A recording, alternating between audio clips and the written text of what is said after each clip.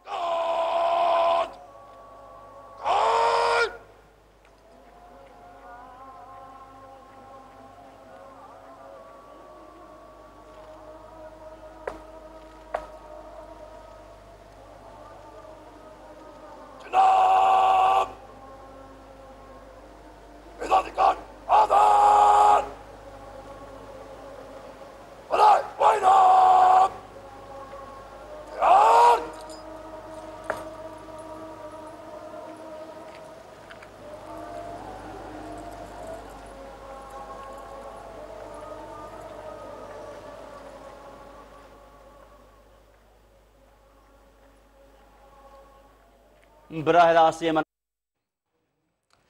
Uzbekistan के सदर इस्लामाबाद पहुँचे हैं और अपने दौरे के सिलसिले में वो वज़ीर आज़म हाउस में मौजूद हैं, जहाँ पर उन्हें गार्ड ऑफ ऑनर पेश किया जा रहा है। गार्ड ऑफ ऑनर का वो मुआयना कर रहे हैं।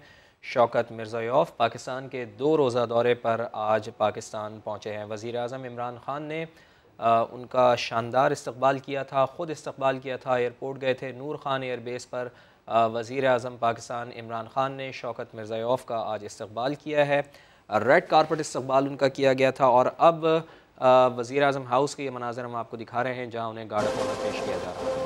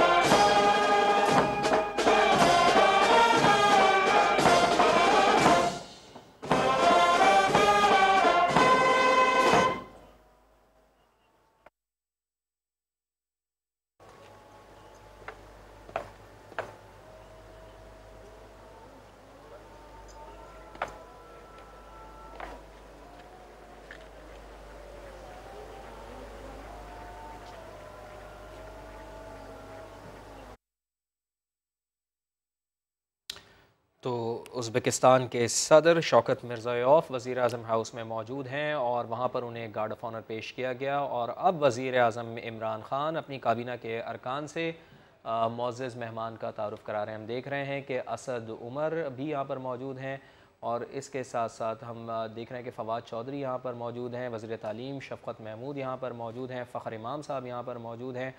सबसे तारुफ़ करवाया जा रहा है। वज़ीर आज़म ख़ुद तारुफ़ करवा रहे हैं, अपनी काबीना के अरकान से गर्मजोशी से मुसाफ़ा कर रहे हैं।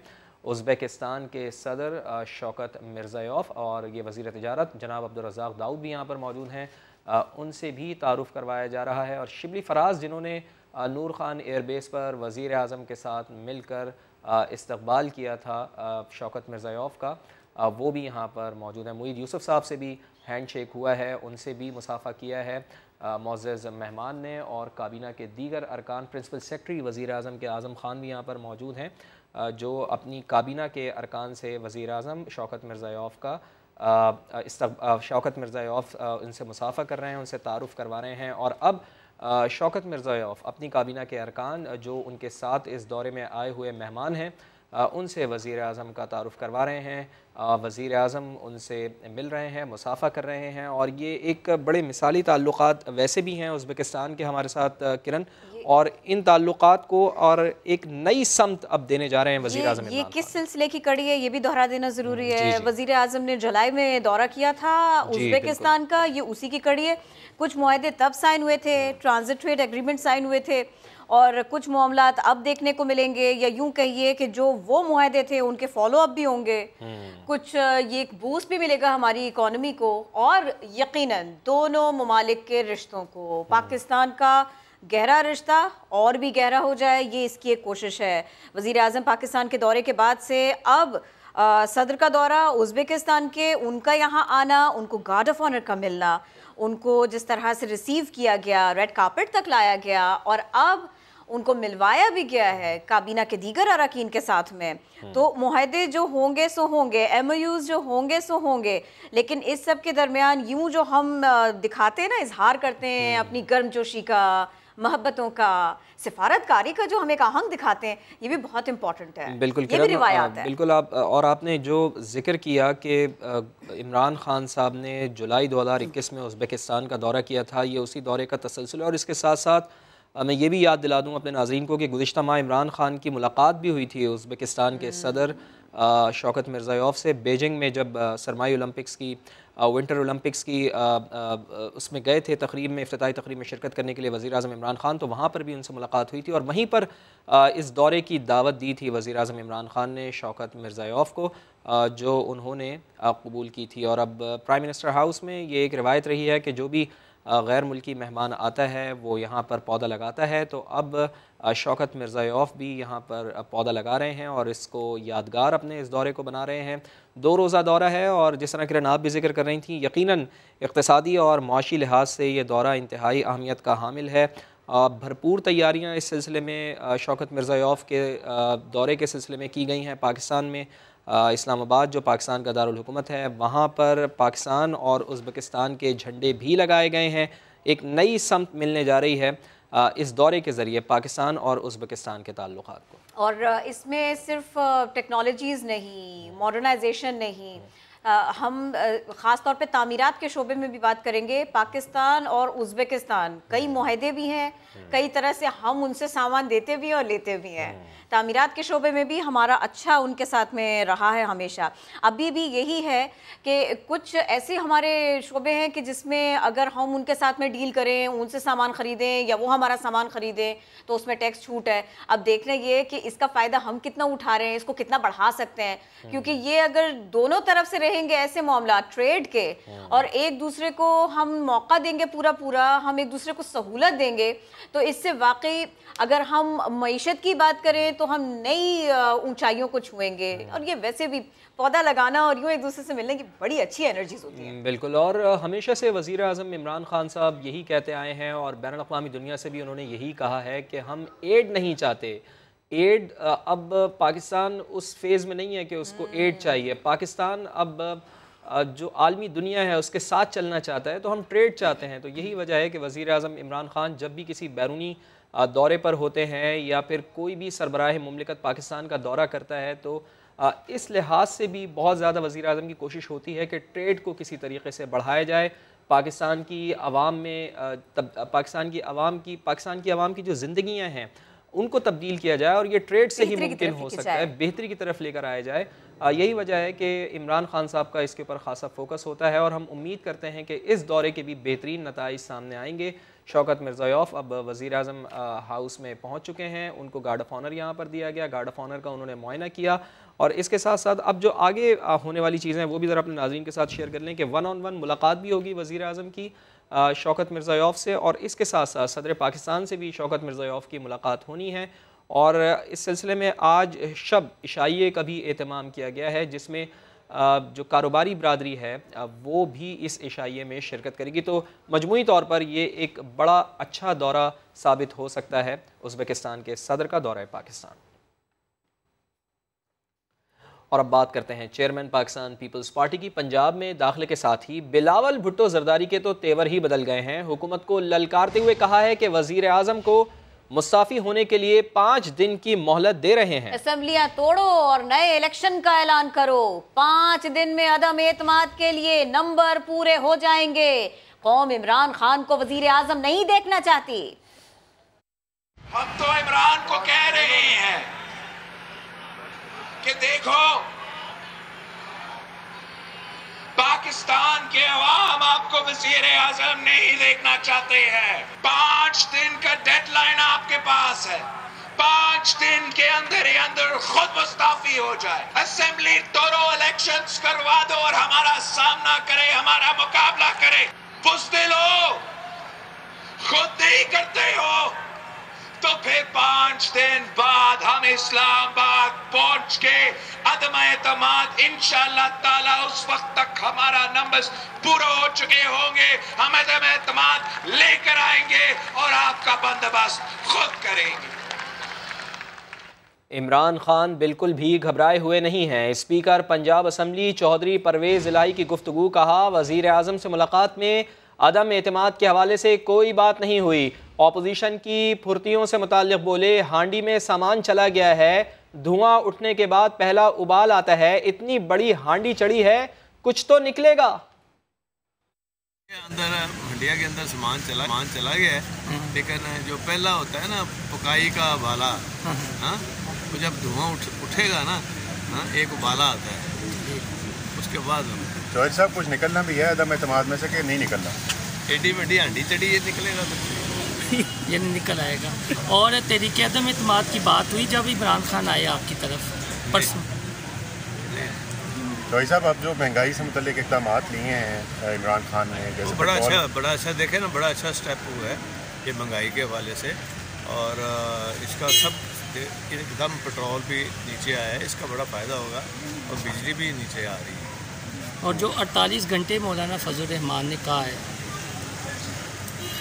वो तो फजल रहमान साहब बताया। चौधरी साहब, अब आपका ये पैगाम है जो मोहन साहब का पैगाम था वज़ीर आज़म के लिए कि घबराना नहीं है। नहीं, वो घबराए तो नहीं हुए। इतनी बड़ी स्टेटमेंट, इसी के ऊपर बात करेंगे। समा के नुमाइंदे मोहसिन बिलाल हमारे साथ हैं। मोहसिन बिलाल, सवाल तो मैंने आपके सारे सुने, ये बताइए, ये इस हंडिया के बारे में ना, इसमें पक क्या क्या कुछ रहा है, क्या क्या कुछ कहा, इसके अलावा भी बताइए हमें आप। जी बिल्कुल, स्पीकर पंजाब असम्बली चौधरी परवेज़ इलाही काफ़ी खुशगवार मूड में थे। पिछले दिनों जो उनकी आँख के हवाले से जमात इस्लामी के रहनुमा लियाकत बलोच ने बताया था कि उनकी आँख में शैम्पू चला गया था, तो चौधरी शुजात हुसैन ने जिक्र किया कि आँख ख़राब है। तो आज इसी सिलसिले में वो एक क्लिनिक पहुँचे थे और वहाँ पर हमारी उनसे बातचीत हुई। उनका ये कहना था कि जो सियासी हंडिया का उन्होंने पहले जिक्र किया था, अब उसमें सामान जो है वो डाला जा चुका है और धुएं का इंतज़ार करें और उसके बाद पहला उबाला आता है। तहरीके अदम एतमाद के हवाले से जब हमने चौधरी परवेज़ इलाही से बात की कि वज़ीर आज़म इमरान खान आपसे मुलाकात के लिए आए और कुछ वफाकी वज़रा ने कहा कि तहरीके अदम एतमाद पर बात हुई, तो चौधरी परवेज़ इलाही का कहना था कि तहरीके अदम एतमाद के हवाले से बात नहीं हुई। फिर जब उनसे मोनस इलाही के हवाले से बात हुई कि मोनस इलाही ने वज़ीर आज़म को घबराना नहीं का कहा था, तो आपका भी कुछ ऐसा ही इरादा है? तो इस पर स्पीकर पंजाब असेंबली चौधरी परवेज़ इलाही ने काफ़ी ज़ोरदार कहका लगाया और उनका ये कहना था कि वज़ीर आज़म बिल्कुल भी घबराए हुए वज़ीर आज़म बिल्कुल भी घबराए हुए नहीं है। मोहसिन बिलाल साथ रहिएगा। PMLN रहनुमा राना सनाउल्लाह साहब हमको ज्वाइन कर रहे हैं। राना सनाउल्लाह साहब, हंडिया पक रही है, कुछ तो होगा, चौधरी परवेज़ इलाही कह रहे हैं, लेकिन साथ के साथ उन्होंने कहा इमरान खान बिल्कुल भी घबराए हुए नहीं है, वज़ीर आज़म बहुत रिलैक्स है, बहुत खुश है। देखें, हंडिया जब पक रही है तो कुछ न कुछ होगा। तो यही सभी का ख्याल है कि इस मर्तबा जो है अदम एतमाद की तहरीक जो है वो इंशाअल्लाह ताला जो है वो कुछ ना कुछ रंग दिखाएगी। ये ठीक है कि हम भी बड़े कॉन्फिडेंट हैं और वज़ीर आज़म साहब अगर नहीं घबराए हुए तो अच्छी बात है। घबराने वाला वक्त तो वो होगा जिस दिन वहाँ पे वोटिंग होगी। उस वक्त तक उन्हें अपने कार्ड्स के ऊपर एतमाद है, हमें अपने कार्ड्स के ऊपर एतमाद है। और चौधरी साहब ने ये बिल्कुल दुरुस्त बात की है कि इस वक्त सूरत हाल ऐसी ही है कि कुछ ना कुछ होने जा रहा है। ठीक है राना साहब, अब थोड़ा सा ये भी बता देना। देखिए, रिलैक्स तो आप भी बहुत होते हैं, कॉन्फिडेंट आप लोग भी बहुत होते हैं कि भाई ठीक है, जैसा आप लोग सोच के निकले वैसे ही हो जाएगा। होते मामलात कुछ मुख्तलिफ हैं उस सब से। अब बताइए ये कि तहरीक अदम एतमाद के बारे में आप लोगों की सोच क्या है, क्या करने जा रहे हैं? अब आप लोग कब करने जा रहे हैं? देखिए, अगर गवर्नमेंट के इत्तेहादी जो हैं वो इस शुबे में है, वो ये कहते हैं कि कुछ ना कुछ होगा, तो फिर हमारा कॉन्फिडेंट होना तो बनता है।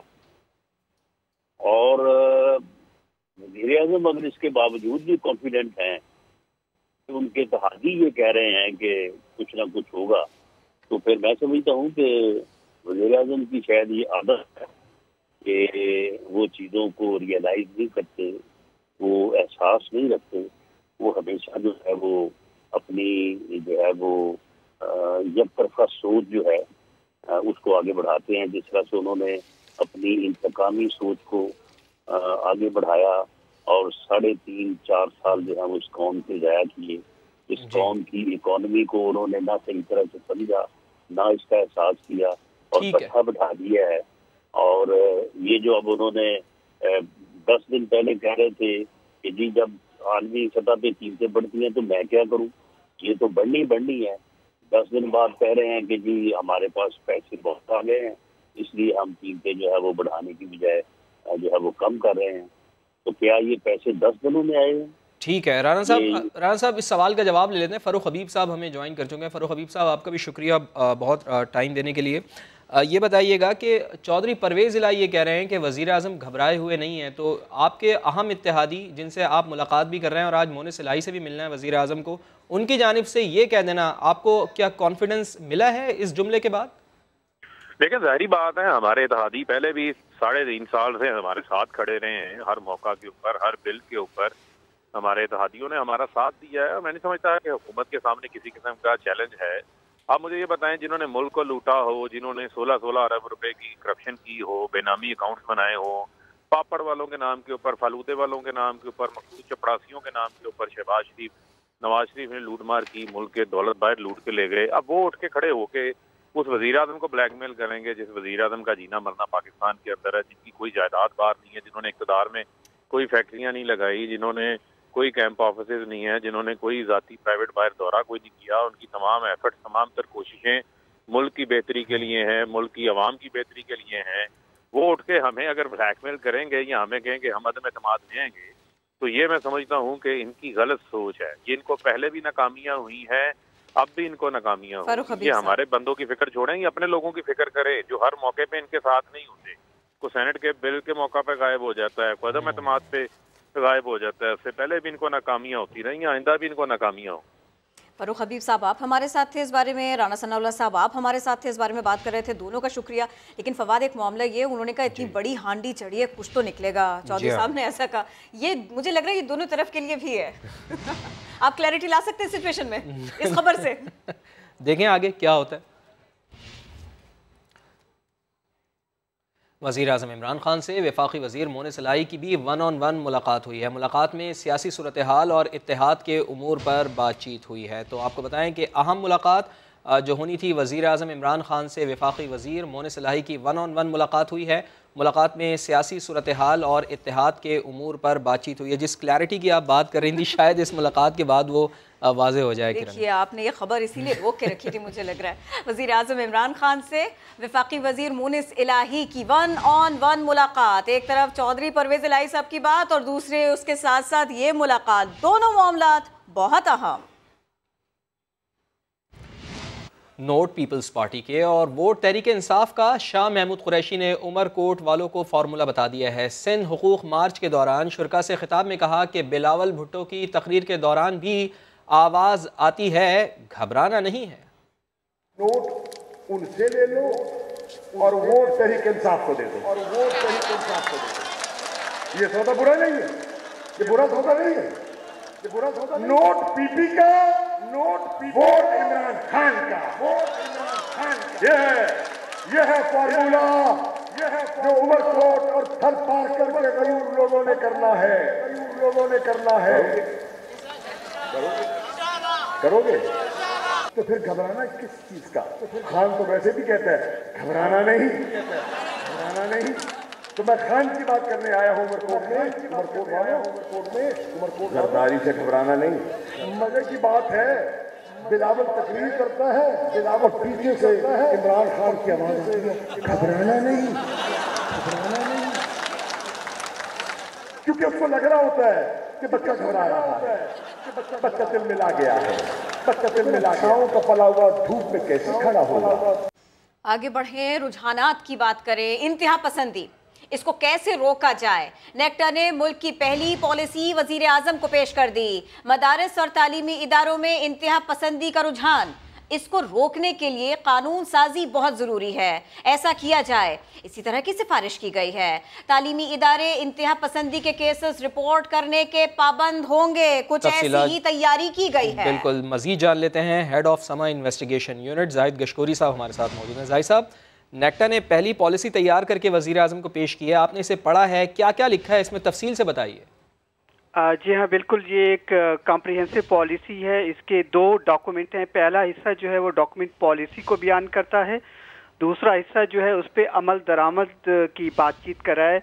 ये पहली किस्म की पॉलिसी है। इससे पहले नेशनल सिक्योरिटी पॉलिसी आती रही है, लेकिन पाकिस्तान ने पहली दफ़ा इंतहा पसंदी पर अपनी ये रिपोर्ट तैयार की है। उसमें कई बातें सामने आई हैं। इससे लगता है कि जो तालीमी इदारे हैं पाकिस्तान के या मदारिस, वहाँ पर इंतहा पसंदी बड़े पैमाने पर पाई जाती है और यही एक रूट काज है टेररिज्म की। इसमें बताया गया है इस पॉलिसी में बाकायदा तौर पर कि इंतहा पसंदी किसी एक इदारे तक महदूद नहीं है पाकिस्तान में, इसलिए इस पर कानून साजी करना होगी। जो तलबा हैं जो उनको तालीम दी जाती है इदारों में, उसको रिव्यू करना होगा और जो निसाब पढ़ाया जाता है उसको भी तब्दील करने की ज़रूरत है। इसके अलावा सबसे अहम बात ये की गई है, 3 बड़े हिस्से इस पॉलिसी के। एक तो ये बताया गया है कि डी रेडिकलाइज करें, जो इंतहा पसंदी का शिकार हो चुके हैं उस पर काम करें, उनको कौमी धारे में वापस लाएं। और उसके लिए एक बात की गई है कि पार्लियामेंट एक कौमी मफाहमती कमीशन बनाए, नेशनल रिकॉन्सिलिएशन कमीशन, जो कि बातचीत करे उन लोगों से जो रियासत से नाराज़ हैं। इसके अलावा ये भी बात की गई है कि बहुत सारे इंस्टीट्यूशन, हर स्कूल में जो असातिज़ा हैं, जो मदारिस में पढ़ाते हैं असातिज़ा, वो रिपोर्ट करें जो भी तलबा इस इंतहा पसंदी का शिकार है। तो बहुत शुक्रिया आपका, बहुत शुक्रिया आपका जाहिद गशकोरी साहब। कराची में लंपी स्किन नामी वायरस ने वबा की शक्ल इख्तियार कर ली है। मवेशी मालिकान का दावा है कि सिर्फ मेमन गोट के 100 बाड़ों के तकरीबन 200 जानवर हलाक हो चुके हैं।